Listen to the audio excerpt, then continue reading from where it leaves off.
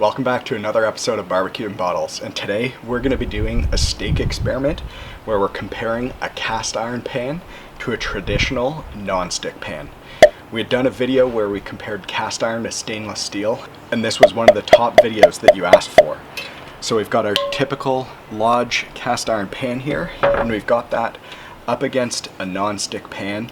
We're using a ceramic non-stick pan, not a Teflon non-stick, and we're going to see how this goes.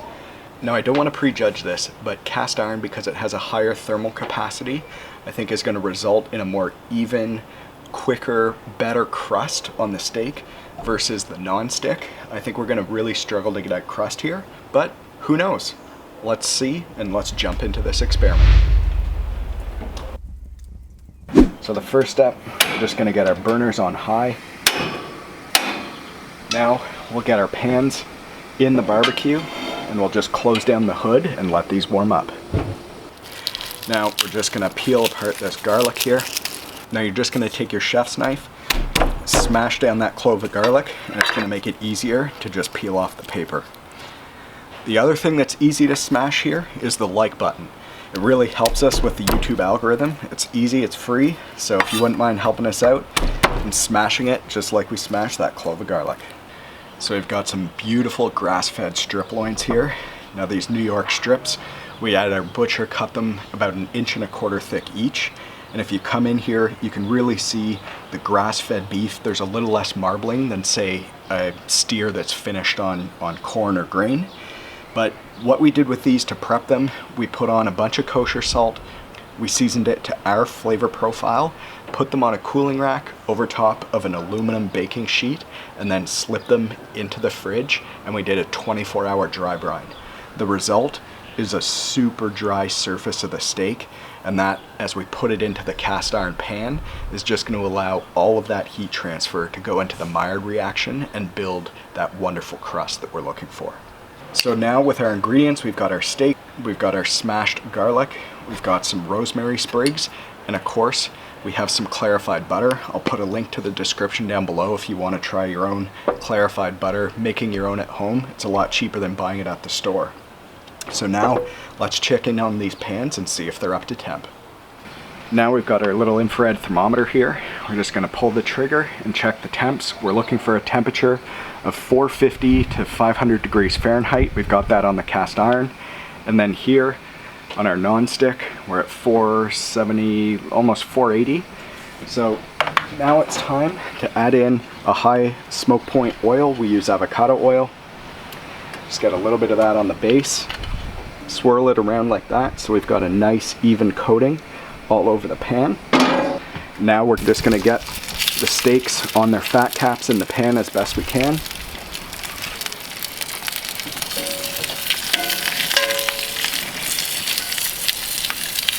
Now we'll sear our fat caps for about 60 seconds, and then we'll just go into the regular sear.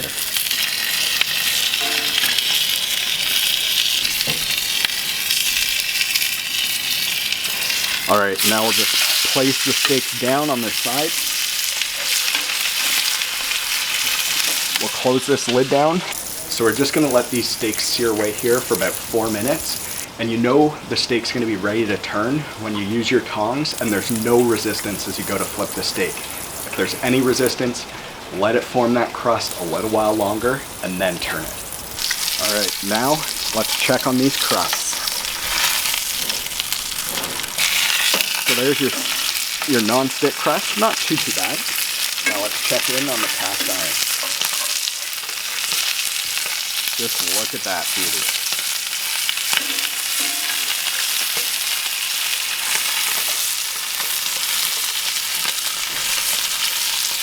Now we're going to add in our clarified butter.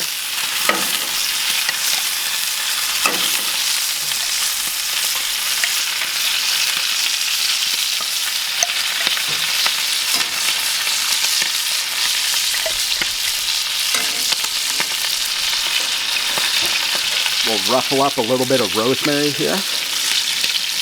Get that in.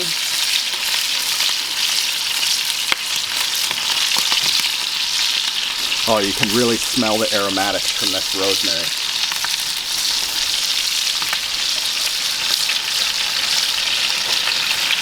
And then lastly, the garlic. Get a few in there. Perfect. Now what we're gonna do here is just tilt the pan and baste the steaks. This is gonna add a wonderful flavor profile. We're gonna get the richness from the clarified butter. We're gonna get some of this rosemary, the garlic.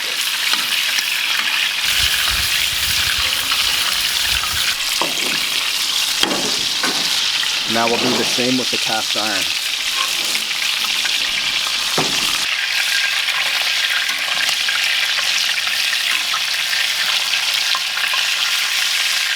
Beautiful. Now we'll get those away and close down the lid. All right, we're shooting for an internal temperature of 128. Now these steaks are ready to come off.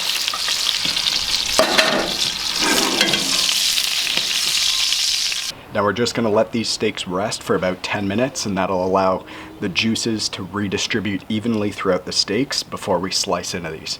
We don't want to slice into them and just have our juice go everywhere. We've worked really hard to render down that marbling, and we want to make sure we still have a really tender, juicy steak. So we've had these steaks resting for about 10 minutes. So now we're just going to move off the garlic and the rosemary. Just like that. And now we're gonna check them out. We've got a nice crust. This is the non-stick steak, and this is the cast iron steak. We've got a nice crust down both. You can hear it as you run your knife along the edge. Now I gotta say, as you're checking the crust, with the cast iron, you actually know when to flip your steak because it'll just release from the pan, versus with the non-stick, it just doesn't stick. So you can't really use that as a gauge for when the appropriate time to flip your steak is, so that's a little odd. But now let's cut in and see if we got that medium rare doneness that we're looking for.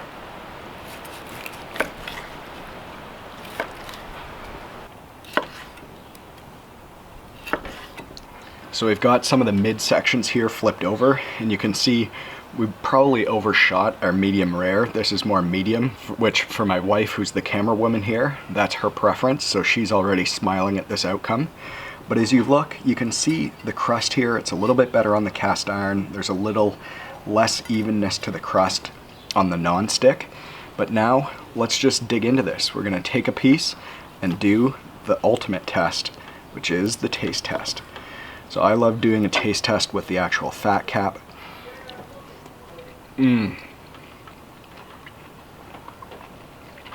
Oh, that is lovely. That is so good. You get the richness from the butter. We seared off the fat cap, so that's really nice and tender, and it's already pre-rendered and really easy to just chew through. You get a nice beefiness from that grass-fed beef. You've got the garlics here that add a wonderful flavor profile and a hint of rosemary. That's a really, really wonderful outcome. Not many complaints with that non-stick. Now for the cast iron. I'm gonna need another slice of that. I'm gonna add on a little bit of garlic here to that, and I'll add on a little bit of rosemary, and I'm going in. All right, so both of those steaks taste absolutely wonderful. I am gonna declare the winner though to the cast iron. I think the crust was a little bit more even. You also can tell when to flip your steak because the release will actually happen versus the non-stick, it just won't. It'll never stick to the pan. And it's just really hard to beat the value of a $30 cast iron pan. The durability, it lasts forever. You can use it on fire, you can use it on your stove, you can use it on your grill like we just did here. So that's it folks, cast iron's the winner. So if you like this video, consider subscribing to the channel for more of these experiments to come. I'm also going to put a link over here to our steak experiments playlist where we've done over 20 of these experiments. So if you liked it, go check out some more, because we're doing kind of the mythbusters of steak here. We're comparing different theories and proving which one's right and which one's wrong. Thanks for tuning in.